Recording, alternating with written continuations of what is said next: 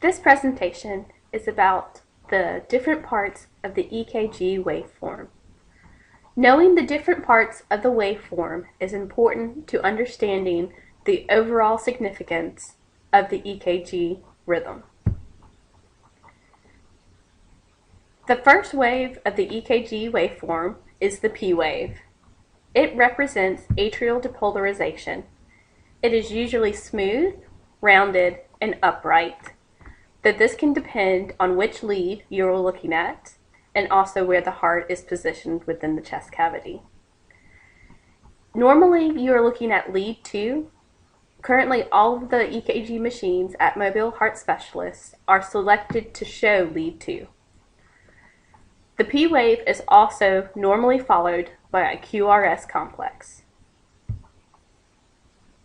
The QRS complex represents ventricular depolarization.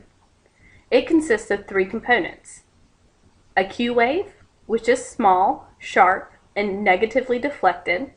It comes before the R wave. The R wave, which is the first positive deflection that follows the P wave, and it is usually tall and narrow.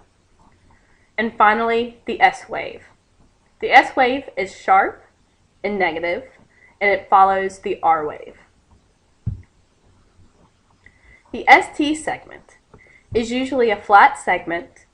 It starts at the end of the S wave and goes to the beginning of the T wave.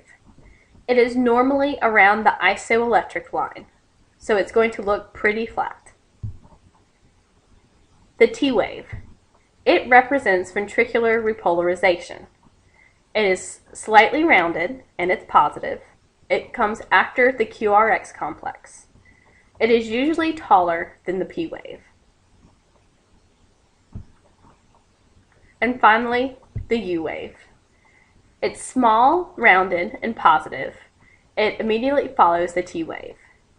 It might be present normally, but usually you only see a U wave in abnormal conditions, especially abnormal conditions related to electrolyte imbalances, such as hypokalemia.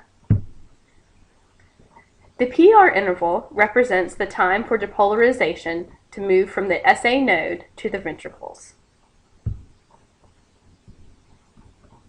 The QT interval is the time between ventricular depolarization and ventricular repolarization. So it's a pretty long interval.